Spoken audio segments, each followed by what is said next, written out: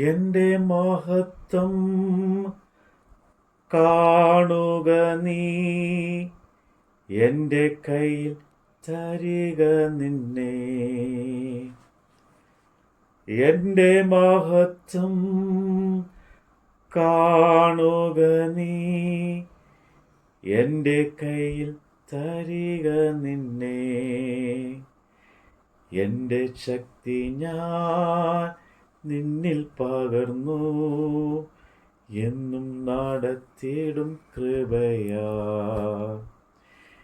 എന്റെ ശക്തി ഞാൻ നിന്നിൽ പകർന്നു, എന്നും നടത്തിയിടും കൃപയിൽ.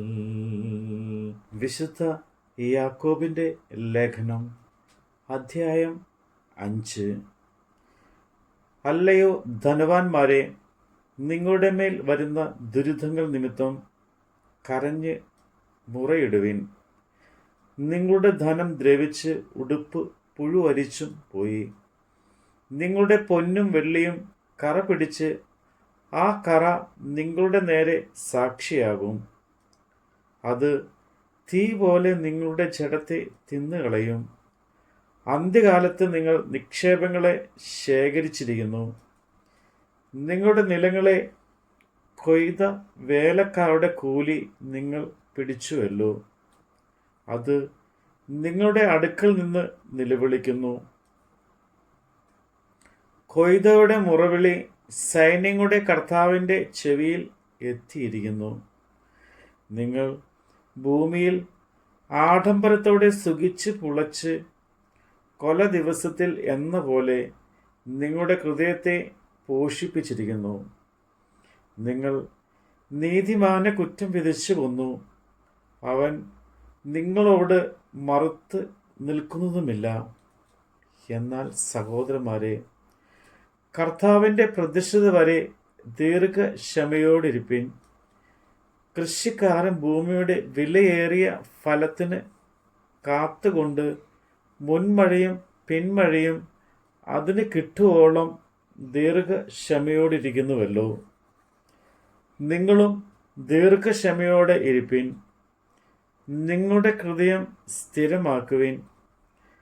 കർത്താവിൻ്റെ പ്രത്യക്ഷത സമീപിച്ചിരിക്കുന്നു. സഹോദരന്മാരെ, വിധിക്കപ്പെടാതിരിപ്പാൻ ഒരുവന്റെ നേരെ ഒരുവൻ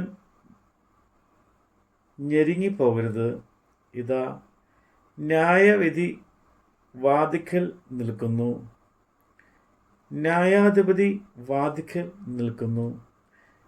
സഹോദരന്മാരെ, കർത്താവിൻ്റെ നാമത്തിൽ സംസാരിച്ച പ്രവാചകന്മാരെ കഷ്ടാനുഭവത്തിനും ദീർഘക്ഷമയ്ക്കും ദൃഷ്ടാന്തമായി വിചാരിച്ചുകൊള്ളുവിൻ.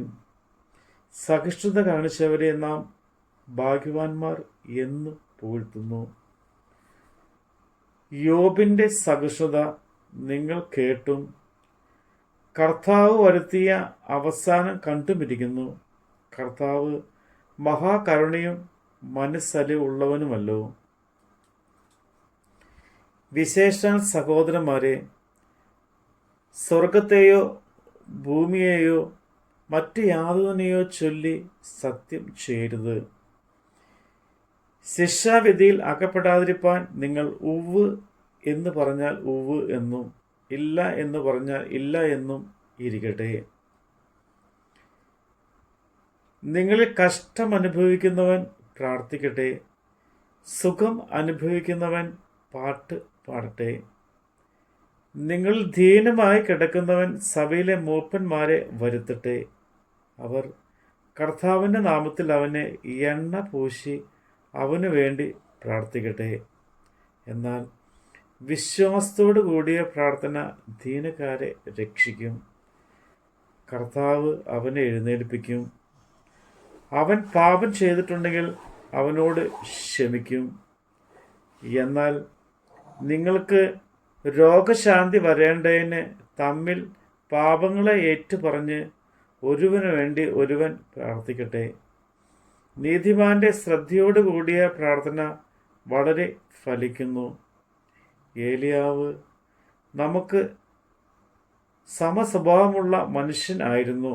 മഴ പെയ്യാതിരിക്കേണ്ടതിന് അവൻ പ്രാർത്ഥനയിൽ അപേക്ഷിച്ചു.